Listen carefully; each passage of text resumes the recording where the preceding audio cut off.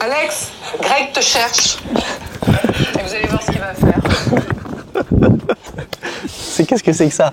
Bonjour à tous et bienvenue sur Runtime. Mon invité aujourd'hui, je le trouve extraordinaire, Alex Lutz, de l'humour avec Catherine Liliane. Mais si ça se trouve, je suis conne, j'ai tout le temps collé avec toi, t'es tout le temps collé avec moi. Le cinéma avec un César. Et aujourd'hui, un seul en scène au Cirque d'Hiver jusqu'à fin avril. J'ai adoré faire cette interview. Regardez.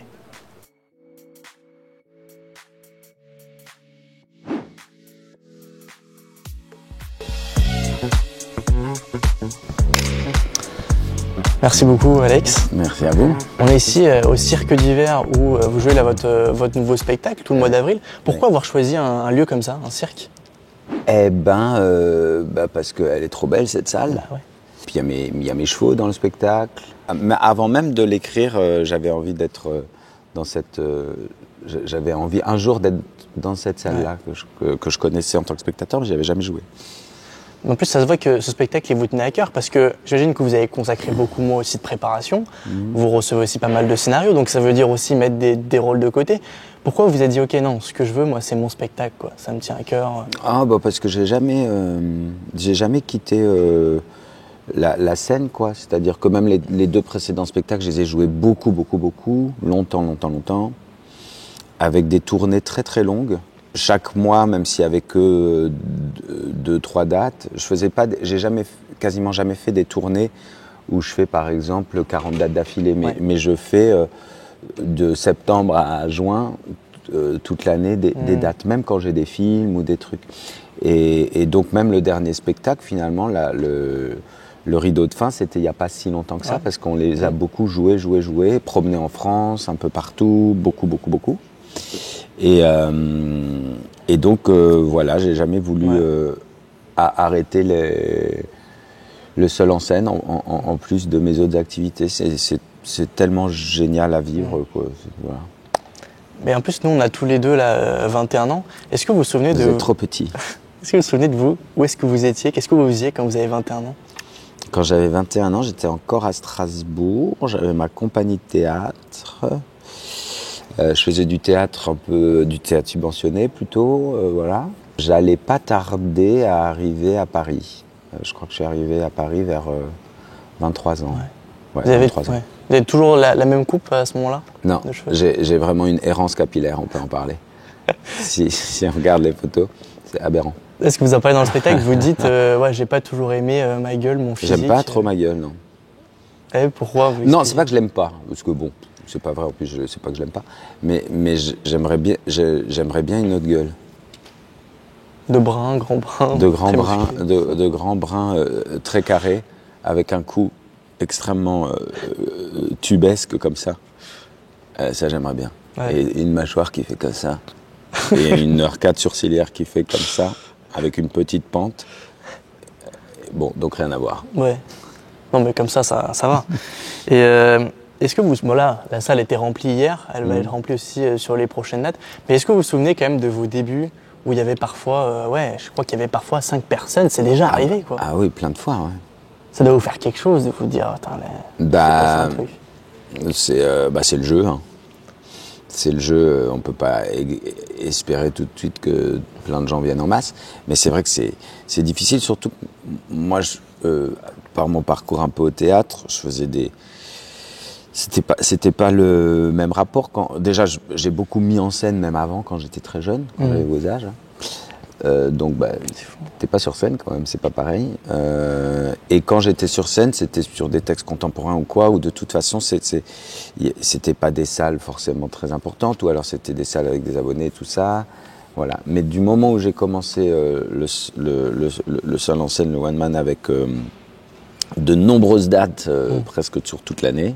Donc quand j'ai commencé effectivement au point virgule, vous êtes du mercredi au samedi ou quelque chose comme ça, tous les jours de l'année, de septembre à juin, quoi. Et là, quand ça démarre, ça démarre. Donc ça démarre. Oui, ça démarre. Ouais. Il y a même un moment. C'est très bizarre parce que vous avez les samedis où c'est blindé, donc vous êtes là, et puis hop, vous arrivez le mardi, il y a 3 pélos. C'était peut-être un mardi, il y avait 3 pélos, et ils étaient 3, vous vous êtes dit, je vais les inviter à dîner.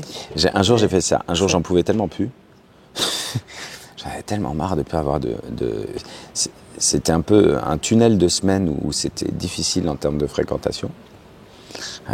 Les gens étaient contents et tout, mais c'est quand même. En plus, tu mets une musique de succès incontournable, complètement con dans ces cas-là. Ouais, bravo, Harry, bonsoir à tous, alors que ça fait un petit truc comme ça. et,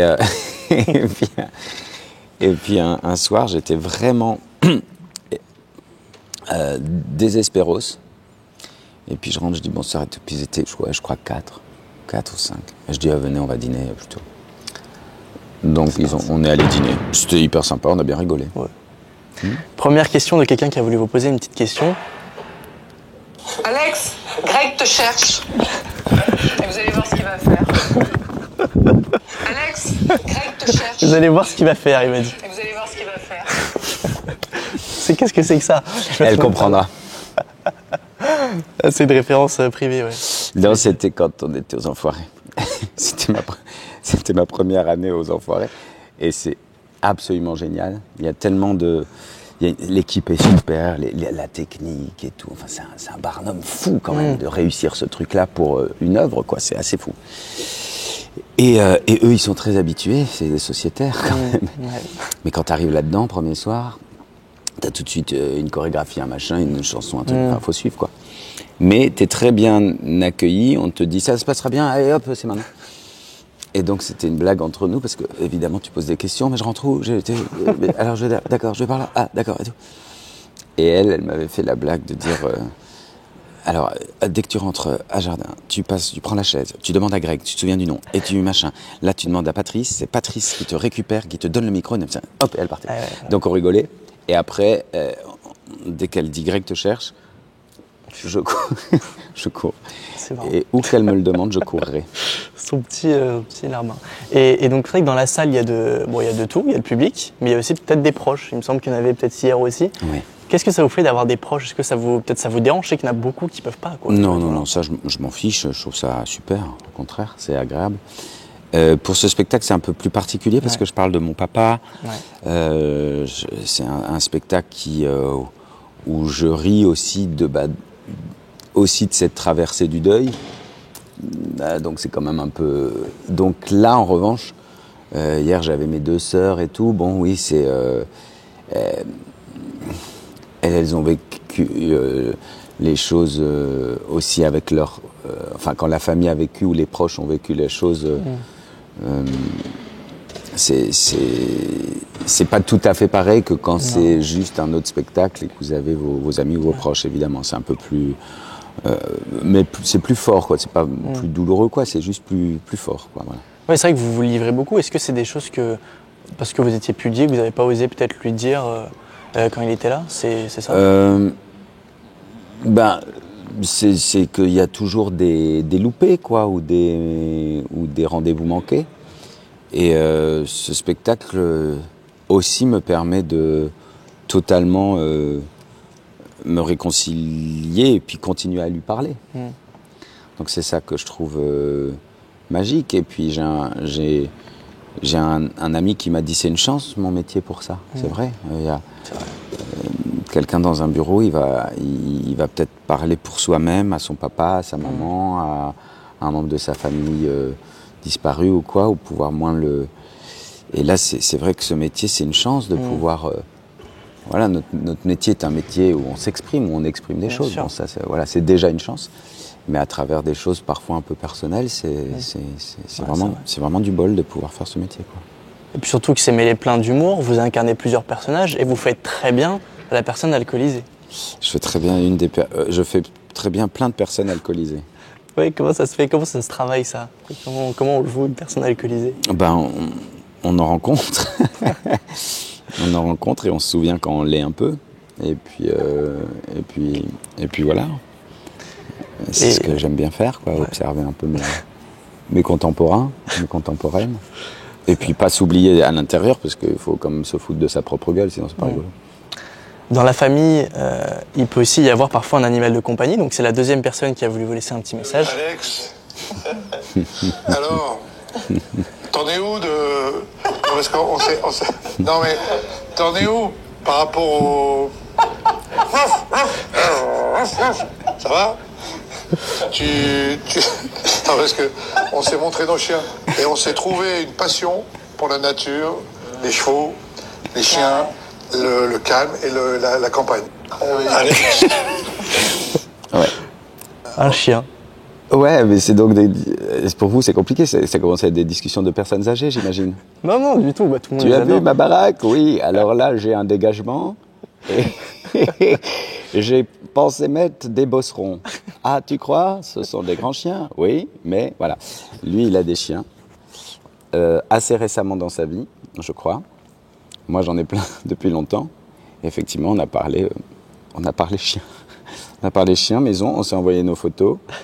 Là, c'est mon jardin, là, c'est mon ceci, c'est mon cela. Ouais.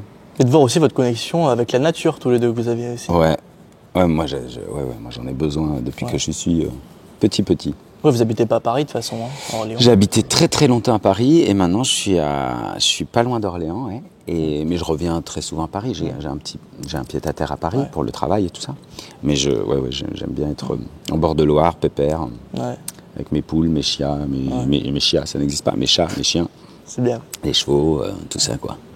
C'est vrai qu'il y a beaucoup de gens qui vous ont tendu la main. Je pense à Roger Siffert quand il vous a ouvert son théâtre à Strasbourg, Bernard Verlet quand il vous fait venir à Paris, ou vous avez 23 ans quand Sylvie Joly vous propose de la mettre en scène, d'écrire pour elle. Est-ce que vous aussi, vous avez peut-être juste besoin peut-être aujourd'hui, de transmission aussi, d'aider peut-être la jeune oui, génération. dès que j'ai pu le faire, je l'ai fait. J'aime bien ça. J'ai essayé du mieux que je pouvais avec Malik Bentala, j'essaye avec Marco Luracci, j'essaye, voilà, dès que il y a quelqu'un qui a du talent et que je peux amener une petite pierrounette, j'essaye de le faire, quoi. Puis même avec les équipes de cinéma, les équipes d'auteurs, avec ma bande, on n'a jamais lâché Arthur Sanigou, avec qui on travaillait, qui était notre... au début, il montait les Catherine et Liliane, puis il les a réalisés, puis c'est devenu vraiment un ami, et puis maintenant c'est un super scénariste, réalisateur et tout. Non, c'est joyeux, c'est super. Il y en a beaucoup aussi que vous avez inspiré. Donc j'ai rencontré quelqu'un qui était aussi une petite question à vous poser. Ah, attendez. C'est Alex. Prochain invité, Alex Lutz. C'est une blague? Non. C'est Alex. Axel Lorient. Oui, je sais, il a fait un livre. Qui m'a le plus marqué dans ma vie, j'ai tourné avec lui, et je disais plus tard, je voudrais être Alex Lutz. Alex Lutz m'avait transmis un message qui était, il m'avait dit un jour, pardonne-toi. Et c'est un conseil, je crois que c'était Jean Dujardin qui lui avait donné, et de savoir qu'est-ce qui fait que ce conseil-là avait résonné en toi, et qu'est-ce qui fait qu'aujourd'hui tu as envie de le partager. Prochain invité, Ah, Alex Lutz. c'est rigolo. Mais alors, tu vois, ça c'est un truc où c'est un conseil de conseil de conseil. C'est Jean Dujardin qui me l'a dit effectivement quand j'étais surflippé sur le film OSS 117, où j'avais tellement le trac. Et puis il me dit cette phrase, pardonne-toi, donc je lui dois cette phrase et je l'en remercie. Et lui l'avait entendu de André Vince. Qui pareil a frappé un jour à sa loge, lui a dit Jean, pardonne-toi, pareil sans doute parce que flippé, et moi j'ai dû lui dire à Axel, parce que je sais pas, j'imagine on a souvent un excès au début un excès de stress qui est mal placé, ou en tout cas qui n'est, parce que c'est pas, on dit parfois le trac est porteur, etc. Bon, soit, pourquoi pas, moi franchement si je peux m'en passer, je trouve que c'est mieux. Et puis souvent, on met des enjeux là où il n'y en a pas. C'est souvent ça. On met des espèces d'enjeux. On se met dans la tête de la périphérie inutile, plutôt que de jouer ou de mettre en scène ou de faire son... Voilà, avant un spectacle, on peut se dire « Oui, mais si, quelle salle, mais comment, mais quand... mais est-ce qu'il y aura de la presse, du monde, du ceci, du cela ?» Et je me souviens, un jour, Sylvie Joly m'avait dit la même chose. Je me posais 1 milliard de questions idiotes. Enfin, pas idiotes, mais... Et puis elle m'a juste dit, écrivons déjà le spectacle. Ah oui. Et c'est vrai qu'il faut, ça va avec prendre les choses dans l'ordre, faire déjà son truc, et voilà. Et effectivement se pardonner un peu, parce que c'est une forme de, faut pas aborder les choses en s'auto-flagellant, ça sert à rien. Non, c'est vrai, c'est beau. Merci beaucoup, Alex. Merci. Génial. Bon, royal. Au bar. Vous avez été top. Expression des années 90, somme toute.